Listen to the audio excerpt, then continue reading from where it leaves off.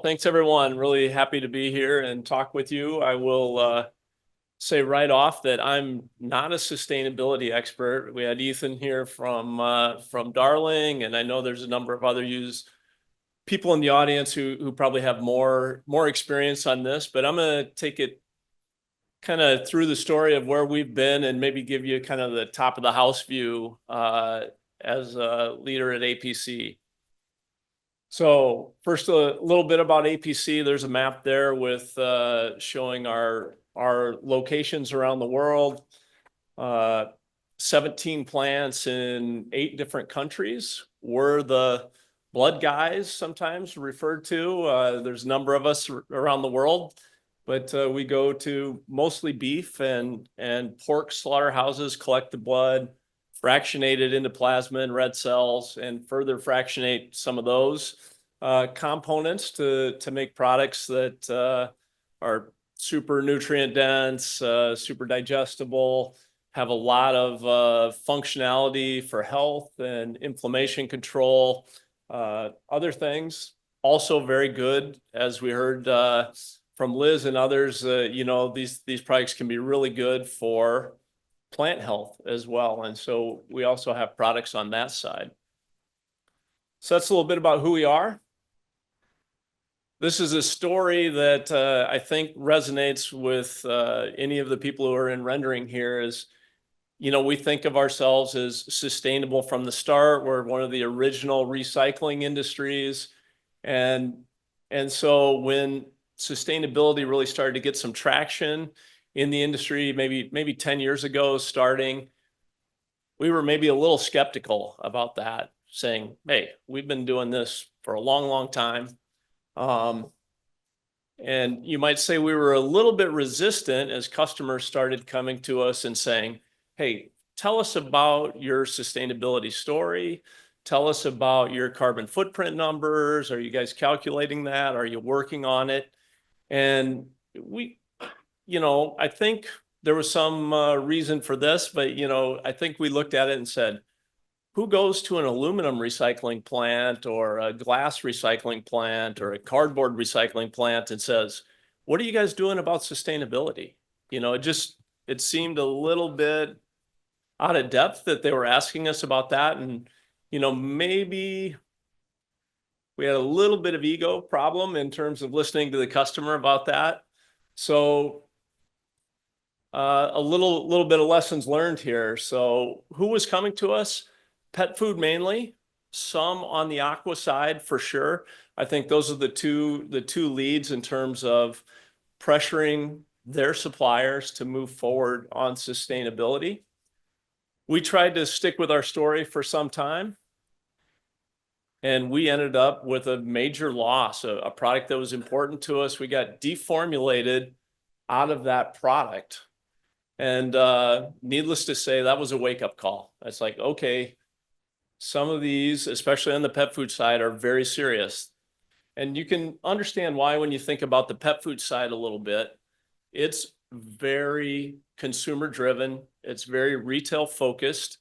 And if their customers are asking for strong sustainability statements, strong movement on sustainability, they have to follow. It's a little different than our markets on feeding cows or pigs or chickens or fish.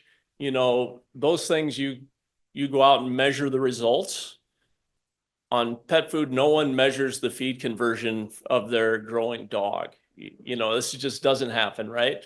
So it's much more of a marketing play when you're on the pet food side, and they need that story. But we weren't exactly listening, and so hence our wake-up call. One of the things we found as we dug into that was that at some of these major pet food companies in aqua, that there's not just 2 goals for the nutritionist. You have a formulating nutritionist. They've got to hit certain nutrition targets to allow the animal to grow correctly, et cetera. They also have to always hit the least cost formulation. Those are the 2 things that we've always thought about for years and years. What we found is that there's kind of a third column that they're being asked to look at, and that is to also formulate based on a least carbon footprint formulation. That was new. We didn't really understand that was going on, but when you get put in that box as the nutritionist, you've got to make some tough choices. So it wasn't a theoretical threat anymore. It was a very real threat, and one that looks like it's growing year over year. So we felt like we had to do something, had to put a team together, always painful. You have to try and find resources and try and put resources onto something else, ask people to do some additional stuff or go outside and hire. But we thought we really needed to do that. As that team dug in, as they got educated, we started to notice some things, that there wasn't a lot of coherent data out there for our products. And in the absence of good information, people will use whatever information is available. And that was part of what had gotten us in trouble. And, that was on us. We hadn't gone out and done a life cycle analysis of our products. We'd been resistant to doing that. And so there was some, I would call, dubious information out there. So we started in Europe with our European Blood Association, and we worked together to have a life cycle analysis done of our products in Europe. And that allowed us, with the help of a consultant and going through that process, to then kind of come back and present life cycle analyses to the database owners and to our customers and say, hey, here's the real numbers. Here's what's really you should be using. So first things first, I think understanding what the customer really needs and listening to the customer, that's not exactly rocket science. We should have been doing that from day one, but we didn't. But we got on board, and then having those accurate life cycle analysis was super important. So those were the first two steps in the journey. We also needed people internally that were educated on sustainability. And so we invested in education for our people. It's its own language, just like kind of any project and program out there, and you need some expertise internally to help you through that. We also had consultants that we brought in both for the life cycle analysis and for our first greenhouse gas analysis. So going to each plant around the world, doing the greenhouse gas analysis so that we could total that up and say, hey, here's our carbon footprint around the world. Once we had that, we were able then to move to goal setting and start talking about how can we realistically start to reduce that carbon footprint over time. So it's a journey. There's a number of steps in there. We're for sure not finished. And I know some of you are probably farther along than we are. Some maybe are less far along, but it definitely is a kind of a step-by-step process that we had to go through.